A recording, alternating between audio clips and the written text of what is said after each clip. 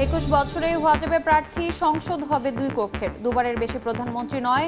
সংবিধান সংস্কার কমিশনের প্রস্তাব জমা এ মাসেই, বাস্তবায়নের রাজনৈতিক ঐক্যের তাগিদ। ব্যাংক খাতের লাখ লাখ কোটি টাকা লুটপাটকারীদের বিচারে নেই দৃশ্যমান পদক্ষেপ, উল্টো ভালো হওয়ার সুযোগ দিতে চান গভর্নর, কঠিন সিদ্ধান্ত নেওয়ার পরামর্শ। ক্ষমতার দাপটে চাঁদাবাজি, নিয়োগ বাণিজ্য, জমি দখল, বান্দরবানে আওয়ামী লীগ নেতা লক্ষ্মীপদ দাসের দুর্নীতির পাহাড়, অবৈধ সম্পদের অনুসন্ধানে দুদক।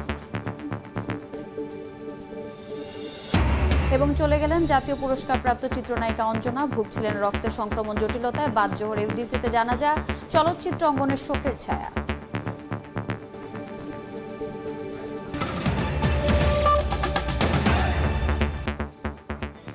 সময় সংবাদের সঙ্গে আছি আমি রোজা চৌধুরী। 25 নয় 21 বছরে হওয়া যাবে জাতীয় নির্বাচনের প্রার্থী, সংসদ হবে দ্বিকক্ষ বিশিষ্ট, দুইবারের বেশি প্রধানমন্ত্রিত্ব নয়, এক কেন্দ্রিক ক্ষমতা ঠেকাতে নানা প্রস্তাবনা দিতে যাচ্ছে সংবিধান সংস্কার কমিশন। চলতি মাসের মাঝামাঝিতে তা প্রধান উপদেষ্টার কাছে জমা দেওয়া হবে। স্বৈরাচারের অনুকূলে থাকা 70 অনুচ্ছেদ সহ বিতর্কিত ধারা বাতিলও থাকছে প্রস্তাবে। তবে কাগজ কলমের এসব সংস্কার বাস্তবে রূপ দিতে রাজনৈতিক ঐক্যের ওপর জোর দিচ্ছেন সংবিধান বিশেষজ্ঞরা। হাসান ওয়ালির প্রতিবেদন। সংশোধন বিল 2018, the constitution 17th amendment bill 2018 সর্বসম্মতিক্রমে পাশ হলো। স্বাধীনতার পর থেকে ক্ষমতাকে কক্ষিগত করতে বারবার সংবিধানকে কাটাছেঁড়া করেছে বিভিন্ন সরকার। সংসদীয় ব্যবস্থা পাল্টে একদলীয় ব্যবস্থা কিংবা সামরিক শাসনকে বৈধতা দিতে ব্যবহার করা হয়েছে সংবিধানকে। সবশেষ 16 বছরে শেখ হাসিনা সরকার স্বৈরতন্ত্র টিকিয়ে রাখতে পঞ্চদশ সংশোধনী সহ বেশ কয়েকবার সংবিধানে আনে ক্ষেত্রে পুনর্লিখন নাকি সংস্কার, তা নিয়ে মতভেদ দেখা দেয় বিভিন্ন শিবিরে। 6 অক্টোবর গঠন করা হয় সংবিধান সংস্কার কমিশন। 3 মাসে বিভিন্ন রাজনৈতিক দল এবং নাগরিকদের মতামত নিয়েছেন সদস্যরা। কমিশন প্রধান ডক্টর আলী রিয়াজ বলছেন, বিভিন্ন পক্ষের প্রস্তাবনা এবং 120টি দেশের সংবিধান পর্যালোচনা করে প্রস্তুত করা হয়েছে সংস্কার প্রস্তাবনা। পুনর্লিখন না হলেও কার্যকর সংস্কারের মাধ্যমে জন আকাঙ্ক্ষা বাস্তবায়নের আশা তার। গণতান্ত্রিক আকাঙ্ক্ষাটার প্রতিফলন ঘটাতে হবে, জবাবদিহিতার ব্যবস্থা করতে হবে। সেই লক্ষ্যকে সামনে রেখে অংশীজনদের একটা বড় অংশ যেভাবে কথা বলেছেন, তাদের আকাঙ্ক্ষা, তাদের চিন্তাগুলোকে আমরা সমন্বয় করার চেষ্টা করছি। একনায়কতন্ত্র ঠেকাতে ক্ষমতার ভারসাম্য আনার লক্ষ্য কমিশনের। সে আলোকেই দ্বিকক্ষ বিশিষ্ট সংসদ ব্যবস্থার প্রবর্তন, দুইবারের বেশি প্রধানমন্ত্রী না হওয়া সহ রাষ্ট্রপতি প্রধানমন্ত্রীর ক্ষমতার ভারসাম্য আনার প্রস্তাবনা দেওয়ার কথা বলছেন ডক্টর আলী রিয়াজ। অনেক ধরনের মতের প্রতিনিধিত্বর ক্ষেত্রেও দ্বিকক্ষ বিশিষ্ট পার্লামেন্টের একটা ভূমিকা থাকে, ফলে এটা একটা ইতিবাচকভাবে আমরা বিবেচনা করেছি। একাধিক্রমে না হওয়া বা দুইবার জীবনে না হওয়া, এটা প্রধানমন্ত্রীর উপর আপনার তার জবাবদিহির জায়গাটা তৈরি করতে হবে। তরুণদের দেশ গঠনের সুযোগ দিতে সংসদ নির্বাচনে অংশ নেওয়ার বয়স 4 বছর কমিয়ে করা হচ্ছে 21। এছাড়াও সংবিধানের বিভিন্ন বিতর্কিত ধারা পরিবর্তনে রাখা হচ্ছে সুনির্দিষ্ট প্রস্তাবনা। সংসদ সদস্য হওয়ার ক্ষেত্রে বয়সসীমা কমিয়ে দেওয়া, যাতে করে এক ধরনের, আমরা যেটা বিবেচনা করেছি 21 বছরে নামিয়ে আনার, এখন 25 আছে। আমরা পর্যালোচনাটা করেছি 72 সাল থেকে যে সংবিধান বহাল আছে, এরপরে 17টা সংশোধনী হয়েছে, সেগুলো আমরা বিবেচনায় রেখেছি, যেগুলো আসলে শেষ পর্যন্ত কি লক্ষ্য অর্জিত হয়েছে। এসব সংস্কার প্রস্তাবনাকে ইতিবাচক হিসেবে দেখলেও তা কার্যকর হওয়া নিয়ে সংশয় প্রকাশ করছেন এই সংবিধান বিশেষজ্ঞ। রাজনৈতিক ঐক্যের ওপর জোর তার। কি সংস্কার হবে সেটা প্রত্যেকটা দল যদি একমত হয় সেটা বাঞ্ছনীয়। জনগণের স্বার্থে চিন্তা করে প্রত্যেকটা দলকে এমনভাবে একমত হতে হবে সংস্কারের বিষয়ে, যেন পরবর্তী বাংলাদেশে যেই সরকার থাকুক না কেন তাদের জন্য একটা রেসপন্সিবিলিটি থাকে। প্রস্তাবনা শেষে সব অংশজনের মতামত নিয়েই চূড়ান্ত সংস্কার প্রস্তাবনা তৈরি করবে অন্তর্বর্তী সরকার। সংবিধান যত পরিবর্তনই করা হোক না কেন, তাতে বিপুল সংখ্যক জনমতের সাই না থাকলে ভবিষ্যতে ইচ্ছেমাফিক শাসনতন্ত্র পরিচালনার আশঙ্কা থেকেই যায়। পাশাপাশি সংবিধান সুরক্ষিত রাখতে সুষ্ঠু গণতান্ত্রিক চর্চা এবং জবাবদিহিতার সংস্কৃতি নিশ্চিতের উপর জোর বিশেষজ্ঞদের। হাসান ওয়ালি, সময় সংবাদ, ঢাকা। অন্য প্রসঙ্গ, 2 দিন পর রাজধানীতে দেখা মিলল সূর্যের। তবে উত্তরাঞ্চল সহ দেশের বিভিন্ন স্থানে এখনও কমেনি শীতের দাপট। তাপমাত্রার পারদ 8 থেকে 10 ডিগ্রি সেলসিয়াসে ওঠানামা করছে। কনকনে ঠান্ডায় জনজীবনে স্থবিরতা নেমে এসেছে। সবচেয়ে বেশি বিপাকে খেটে খাওয়া মানুষ। হিম বাতাস উপেক্ষা করে কাজে যেতে বেগ পেতে হচ্ছে তাদের। রাস্তার পাশে খড়কুটো জ্বালিয়ে উষ্ণতা পাওয়ার চেষ্টা অনেকের। আবহাওয়া অফিস বলছে চলতি মাসে 3টি শৈত্যপ্রবাহ বয়ে যেতে পারে। এদিকে ঘন কুয়াশার কারণে 8 ঘন্টা বন্ধ থাকার পর চল শুরু হয়েছে।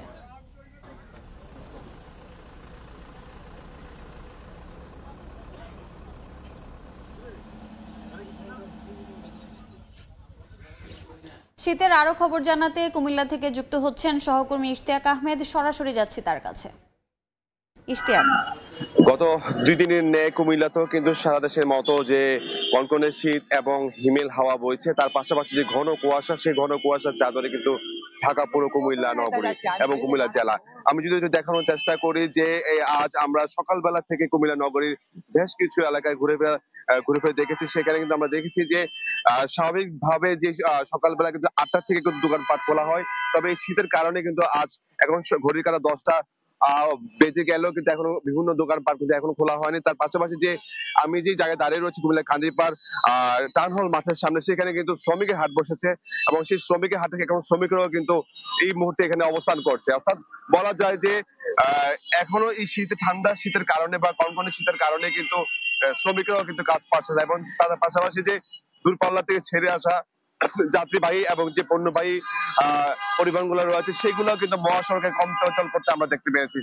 আমরা কথা বলছিলাম আবহাওয়া দপ্তরের সাথে, আবহাওয়া দপ্তর কর্মকর্তার সাথে, তিনি আমাদেরকে জানিয়েছেন আজকে যে তাপমাত্রা সেটা কিন্তু 16.4 ডিগ্রি সেলসিয়াস রেকর্ড করা হয়েছে। অর্থাৎ গতকাল কিন্তু তার চেয়ে কম ছিল, আজকে কিছুটা তাপমাত্রা বেড়েছে বলে তিনি আমাদেরকে জানিয়েছেন।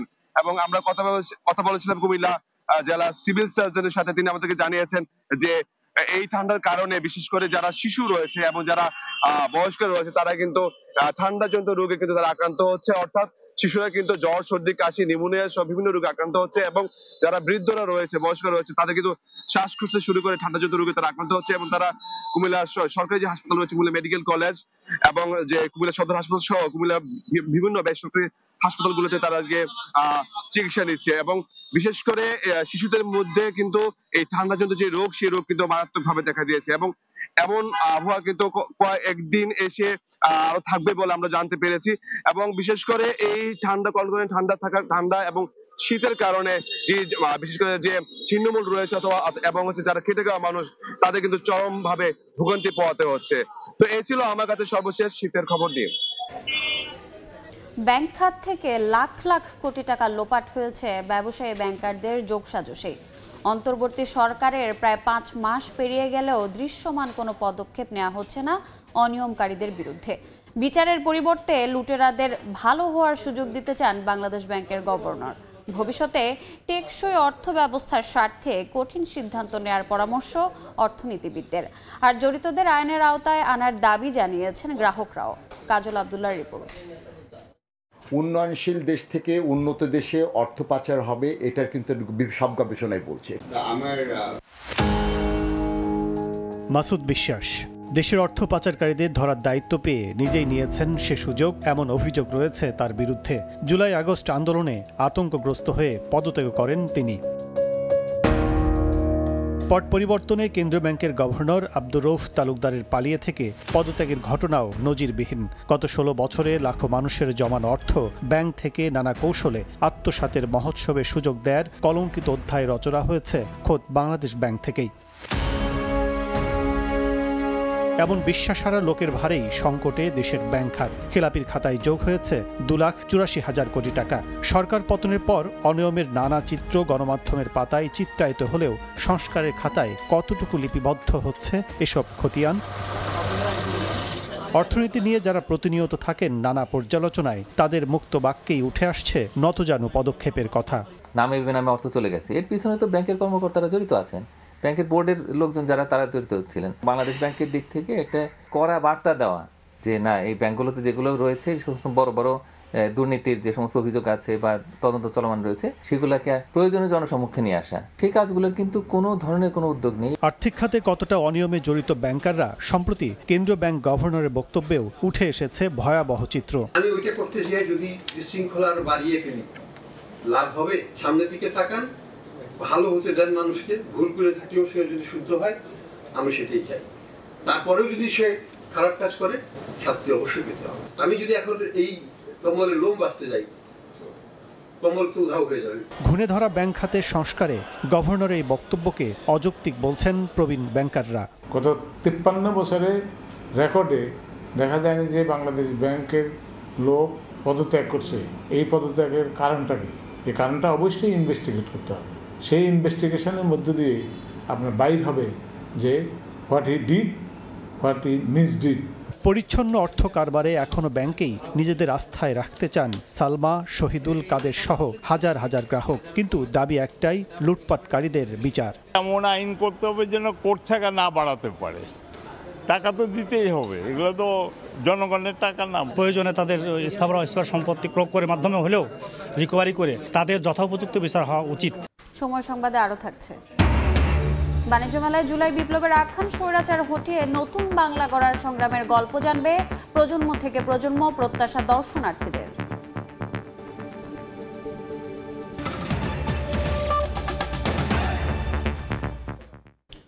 দলীয় প্রভাব খাটিয়ে চাঁদাবাজি, নিয়োগ বাণিজ্য, টেন্ডারবাজি, জায়গা দখল সহ নানা অপরাধের অভিযোগ বান্দরবান জেলা আওয়ামী লীগের সাধারণ সম্পাদক ও জেলা পরিষদ সদস্য লক্ষ্মীপদ দাসের বিরুদ্ধে।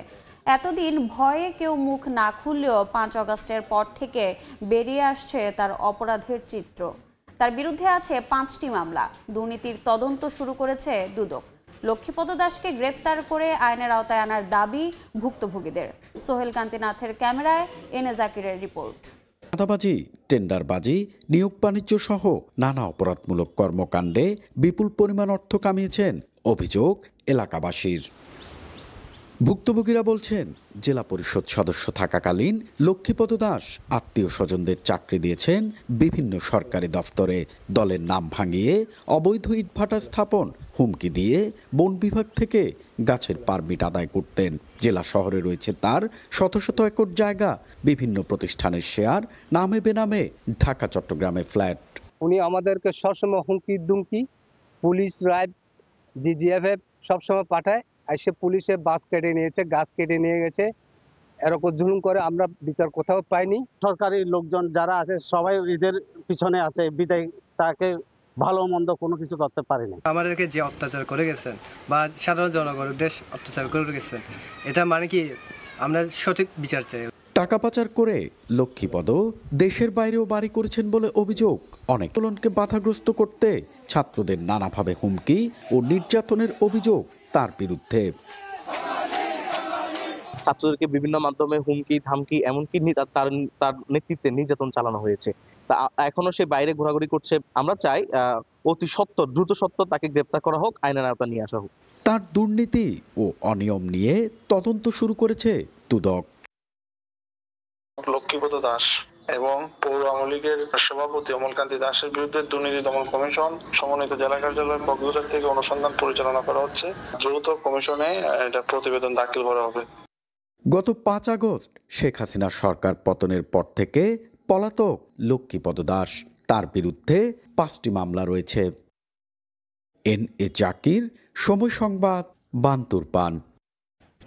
মারা গেছেন জাতীয় চলচ্চিত্র পুরস্কারপ্রাপ্ত চিত্রনায়িকা অঞ্জনা রহমান। ইন্না লিল্লাহি ওয়া ইন্না ইলাইহি রাজিউন। মধ্যরাতে রাজধানীর বিএসএসএমইউতে চিকিৎসাধীন অবস্থায় মারা যান তিনি। আজ বাদ জোহর এফডিসিতে তার জানাজা অনুষ্ঠিত হবে। দস্যু বনহুর খ্যাত সিনেমার নায়িকার মৃত্যুতে চলচ্চিত্র অঙ্গনে শোকের ছায়া নেমে এসেছে। বাংলা চলচ্চিত্রের আরও একটি নক্ষত্রের পতন। টানা 10 দিন ধরে মৃত্যুর সঙ্গে লড়ে না ফেরার দেশে পাড়ি জমালেন জাতীয় চলচ্চিত্র পুরস্কারপ্রাপ্ত অভিনেত্রী অঞ্জনা রহমান।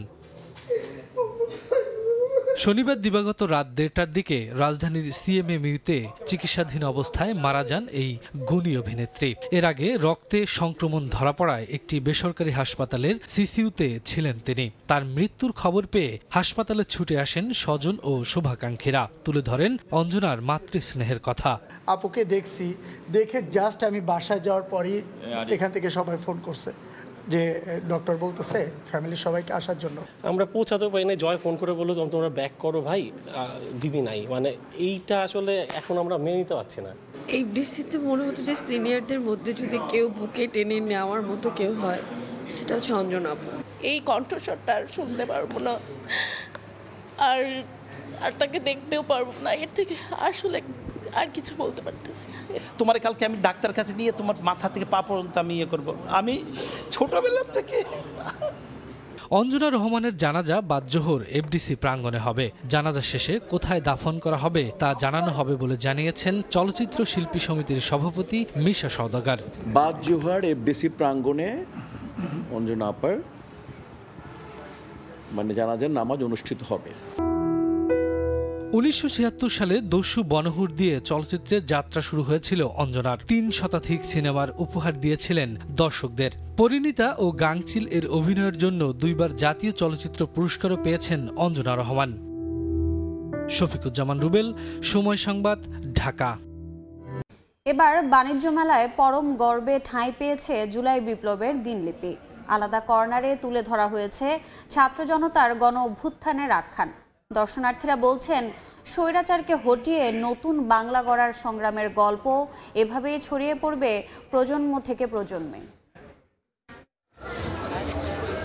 জুলাই বিপ্লবে ছাত্র জনতার যে উত্তাল সময়, তার ছবি, ভিডিও এবং সংবাদ প্রতিদিনই উঠে এসেছে সংবাদপত্রের পাতায়। 5 মাস পেরিয়েছে, কিন্তু সেই নির্মমতা এখনো নাড়া দেয় সবাইকে। এবার সেই স্মৃতিও পরম গর্বে ঠাঁই পেল বাণিজ্য মেলায়। জুলাই বিপ্লবের চেতনাকে সামনে রেখে তারুণ্য চত্বর, 36 জুলাই চত্বর এবং জুলাই চত্বর নামে আলাদা 3টি চত্বর রয়েছে মেলা প্রাঙ্গণে।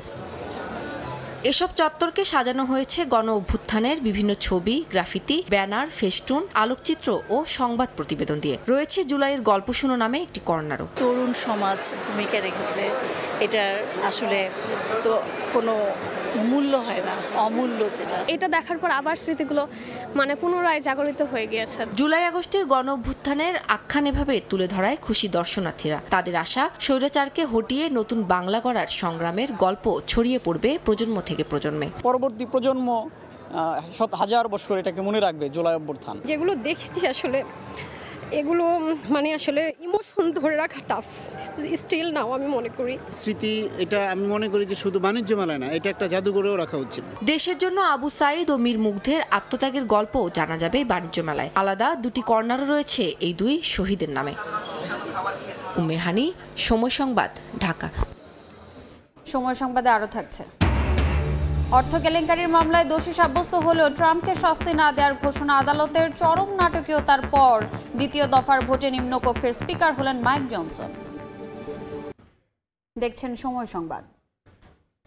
বিচ্ছিন্নতাবাদী সংগঠন কুকি চীনের সন্ত্রাস ও চাঁদাবাজির মুখে বান্দরবানে পর্যটন শিল্পে ধস নেমেছে। নিরাপত্তার স্বার্থে নিষেধাজ্ঞার কবলে পর্যটনের ভরা মৌসুমে রুমা, থানচি এবং রোয়াংছড়ি একেবারেই পর্যটক শূন্য। বান্দরবান ঘুরে শাখাউত টিপুর ক্যামেরায় কমলদের রিপোর্ট। পর্যটনের এই পূর্ণ মৌসুমে দেশের দ্বিতীয় সর্বোচ্চ পর্বত শৃঙ্গ কেওকারডং পর্যটক শূন্যতায় কেমন যেন বেমানান লাগছে। শুধু কেওকারডং পর্যটক শূন্য তা কিন্তু নয়। বান্দরবান পার্বত্য জেলার দর্শনীয় স্থানের জন্য সুপরিচিত রুমা, থানসি এবং রোয়াংছড়িতে এখনো পর্যটক প্রবেশ ঠেকাতে জেলা প্রশাসনের জারি করা নিষেধাজ্ঞা বলবৎ রয়েছে। টুরিস্ট নাই, ব্যবসা বাণিজ্য বন্ধ। যারা গাড়ি মালিক, যারা দোকানদার, যারা টুরিজম করে অনেক লস। সশস্ত্র সন্ত্রাসী সংগঠনের সহিংসতার কারণে প্রশাসনের এই কঠোরতার ভুক্তভোগী পাহাড়িরাও, বিশেষ করে দৃষ্টিনন্দন মূল্যায় পাড়া কিংবা বগালেক এলাকার পাহাড়ি মালিকানাধীন কটেজগুলো শূন্য পড়ে আছে। পর্যটকের আশায় ফুল দিয়ে সাজিয়ে রাখা হয়েছে ছোট ছোট খাবারের হোটেলগুলো, কিন্তু সেখানেও হতাশ হতে হচ্ছে মালিকদের। কম্বল, চাদর, যেগুলো মাফলার যেগুলো বোনানো হয়েছে, এগুলো ক্ষেত্রেও বেচা কেনার সমস্যা দেখা দিচ্ছে। 4-5টা কটেজ আছে পাড়াতে, এগুলো এখন টাকা পয়সা কোনো ইনকাম নাই। কুকি চীন প্রধান ও আইন শৃঙ্খলা বাহিনীর তালিকার most wanted Nathan bomb Bangladesh সীমান্তবর্তী ভারতে অবস্থান নিল তার অনুসারীরা বিভিন্ন এলাকায় চাঁদাবাজি চালিয়ে যাচ্ছে বলে অভিযোগ উঠেছে। তাদেরকে বয়কট করেছি, আর এই বয়কটের প্রতিফলন হয়ে এখন তারা দেখছে যে অপরাধ করেছে, সে অপরাধে অনুতপ্ত হয়ে একদম গহীন অরণ্যে চলে গেছে, যেটা নাগালের বাইরে। তারা যে ধরনের মোবাইল সিম ব্যবহার করছে, প্রকৃতপক্ষে তাদের এদের নিজস্ব কোনো এনআইডি না। বান্দরবানের 7 উপজেলায় মোট লোক সংখ্যা 4,33,000। 81,000। এর মধ্যে সরাসরি 1 লাখ মানুষ পর্যটনের সঙ্গে জড়িত, আর বেশিরভাগ পাহাড়ি জুম চাষি হিসেবেই পরিচিত। তবে স্থানীয়রা এটি আর দেখতে চায় না। তারা চায় এই বান্দরবনে আবারও পর্যটকরা ফিরবে, আবারও প্রাণ ফিরে পাবে এখানকার কেওকারডং, এখানকার বগালেক এবং মুল্লাইপাড়া। বান্দরবনের রুমার বগালেক থেকে কমল দে, সময় সংবাদ। চট্টগ্রামের ফৌজদারহাটে শুরু হলো মাসব্যাপী ফুল উৎসব। জেলা প্রশাসনের আয়োজনে উৎসবে থাকছে 136 প্রজাতির লক্ষাধিক ফুলের চারা। সেখানে আছেন সহকর্মী শফিকুল আলম, সরাসরি যাচ্ছি তার কাছে। শফিক, ঐতিহ্যবাহী চট্টগ্রামের ডিসি পার্কে যে মাসব্যাপী ফুল উৎসব সেটি শুরু হয়ে গেল আজ থেকে। এটি মাসব্যাপী চলবে।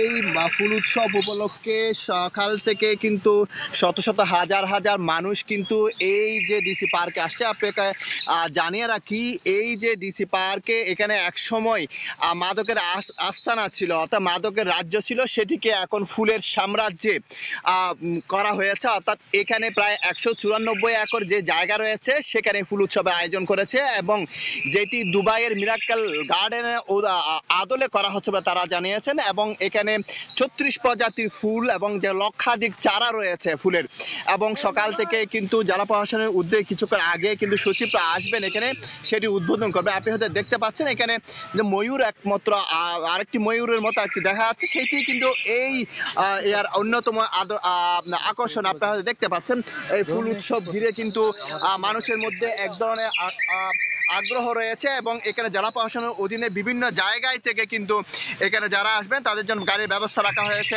আইন শৃঙ্খলা বাহিনীর তৎপরতা রয়েছে, এবং এখানে বিভিন্ন স্টল রয়েছে। বিশেষ করে যারা জুলাই অভ্যুত্থানে যারা নিহত হয়েছেন এবং জুলাই অভ্যুত্থানে যারা আহত হয়েছে তাদেরকে স্মরণে এবং তাদের এই যে তাদের ত্যাগ, দেশপ্রেমের তাদের যে ত্যাগ, সেই ত্যাগকে তুলে ধরার জন্য এবারে আয়োজন বলে বলছেন। আমরা একটু দেখানোর চেষ্টা করি যে এখানে চিটাগং যে ফ্লাওয়ার ফেস্ট 2025 লেখা আছে, এবং এখানে সব ধরনের দর্শনার্থীদের জন্য কিন্তু এটি খোলা রাখা হয়েছে। অবশ্যই ঢোকার সময় 50 টাকা একটি টিকিট কিনে কিন্তু তাদেরকে এখানে ঢুকতে হবে, এবং এখানে কিছু সাংস্কৃতিক অনুষ্ঠান হবে, নৌকা বাইচ হবে, পুতুল নাচ হবে, এবং বর্ণাঢ্য নানা প্রোগ্রাম কিন্তু এখানে রাখা হয়েছে। তো সব কিছু মিলিয়ে যেটি বলা হয় মাসব্যাপী যে ফুল উৎসব সেটি শুরু হয়েছে, এবং আগামী 4 ফেব্রুয়ারি পর্যন্ত চলবে। এবং এখানে বৈষম্যবিরোধী শিক্ষার্থীদের জন্য বিশেষ ধরনের একটা যা জুলাই অভ্যুত্থানে যারা শহীদ হয়েছেন তাদের স্মরণে এটি করা হচ্ছে, এবং তাদের জন্য একটা বড় ধরনের একটা স্টলের বিভিন্ন একটা কর্নার ব্যবস্থা রাখা হয়েছে বলে জেলা প্রশাসন আমাদেরকে জানিয়েছেন। এই ছিল আমার সর্বশেষ তথ্য। দেখছেন সময় সংবাদ। যুক্তরাজ্যের ক্ষমতাসীন দল লেবার পার্টির মন্ত্রী টিউলিপ সিদ্দিকের বিরুদ্ধে এবার আওয়ামী লীগ সংশ্লিষ্ট আবাসন ব্যবসায়ের কাছ থেকে লন্ডনে বিলাসবহুল ফ্ল্যাট উপহার নেওয়ার অভিযোগ উঠেছে। ওই ফ্ল্যাটের বিনিময়ে কোনো অর্থ পরিশোধ করতে হয়নি তাকে। বিনামূল্যে ফ্ল্যাট হস্তান্তরের তথ্য উঠে এসেছে যুক্তরাজ্যের ভূমি নিবন্ধন সংক্রান্ত নথিপত্রে। আর এর ভিত্তিতে শুক্রবার রাতে একটি প্রতিবেদন প্রকাশ করেছে যুক্তরাজ্য ভিত্তিক গণমাধ্যম ফাইন্যান্সিয়াল টাইমস। ব্রিটিশ গণমাধ্যমে আবারও শিরোনাম হলেন বাংলাদেশের ক্ষমতাচ্যুত প্রধানমন্ত্রী শেখ হাসিনার বোন শেখ রেহানার মেয়ে টিউলিপ সিদ্দিক। যুক্তরাজ্যের ক্ষমতাসীন দল লেবার পার্টির এই মন্ত্রীর বিরুদ্ধে আব্দুল মোতালিব নামে একজন আবাসন ব্যবসায়ীর কাছ থেকে ফ্ল্যাট উপহার নেওয়ার অভিযোগ উঠেছে। ছাত্র জনতার অভ্যুত্থানে ক্ষমতাচ্যুত শেখ হাসিনার ঘনিষ্ঠ ব্যক্তির সঙ্গে ওই ব্যবসায়ীর যোগাযোগও রয়েছে। যুক্তরাজ্যের ভূমি নিবন্ধন সংক্রান্ত নথির বরাতে ফিনান্সিয়াল টাইমসের এক প্রতিবেদনে বলা হয়, বিনামূল্যে পাওয়া ওই ফ্ল্যাট লন্ডনের কিং ক্রস এলাকার কাছে অবস্থিত। 2004 সালে ফ্ল্যাটটি তাকে দেওয়া হয়। এর আগে 2001 সালে সেটি 1,95,000 পাউন্ড দিয়ে কেনা হয়, যা বাংলাদেশি মুদ্রায় প্রায় 9,93,00,000 টাকা। যদিও ফ্ল্যাটটির বর্তমান দাম নথিতে উল্লেখ করা হয়নি, তবে একই ভবনের আরেকটি ফ্ল্যাট গত আগস্টে 6,50,000 পাউন্ডে বিক্রি হয় বাংলাদেশি মুদ্রায়, যার মূল্য প্রায় 9,80,00,000। যুক্তরাজ্যের ভোটার নিবন্ধন সংশ্লিষ্ট নথি থেকে জানা গেছে, প্রায় 2 দশক ধরে কিংস ক্রসের ওই ফ্ল্যাটে বসবাস করতেন টিউলিপ সিদ্দিক। এরপর বেশ কয়েক বছর সেখানে তার ভাই বোনেরা ছিলেন। পার্লামেন্টের সদস্য হিসেবে টিউলিপের দাখিল করা আর্থিক বিবরণীতে 2টি ফ্ল্যাট থেকে ভাড়া পাওয়ার কথা উল্লেখ করা হয়েছে। আব্দুল মোতালিব ফিনান্সিয়াল টাইমসের কাছে কিংস ক্রসের ওই ফ্ল্যাট কেনার কথা স্বীকার করেছেন, তবে পরে সেটি নিয়ে কি করেছেন তা নিয়ে কিছুই বলতে চাননি। আর টিউলিপের ওই ফ্ল্যাট পাওয়ার সঙ্গে আওয়ামী লীগের সংশ্লিষ্টতার খবর ভুয়া বলে ফিনান্সিয়াল টাইমসের কাছে দাবি করেন তার একজন মুখপাত্র।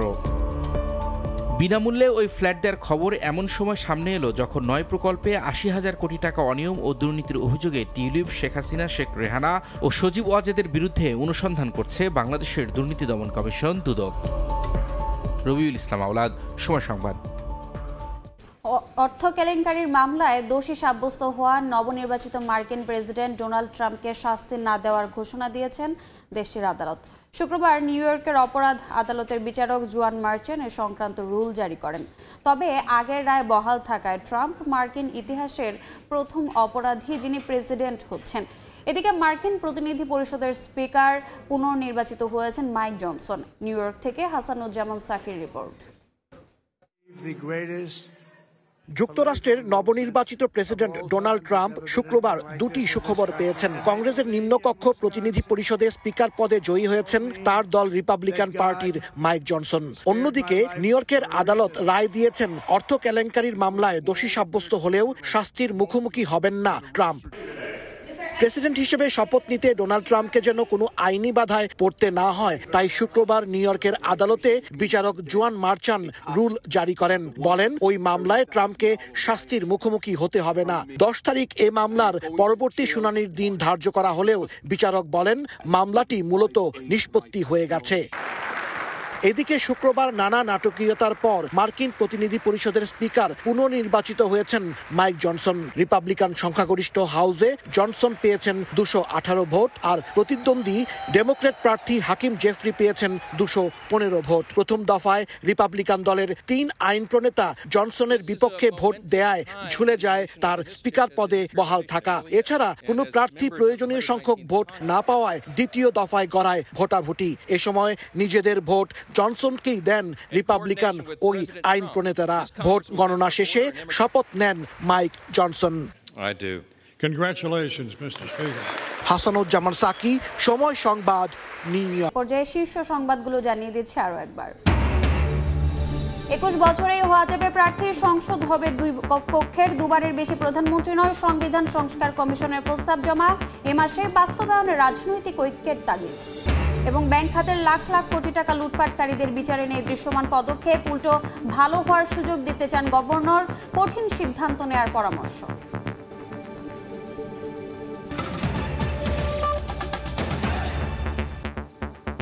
এই ছিল সময় সংবাদে, সঙ্গে থাকুন সময়ের।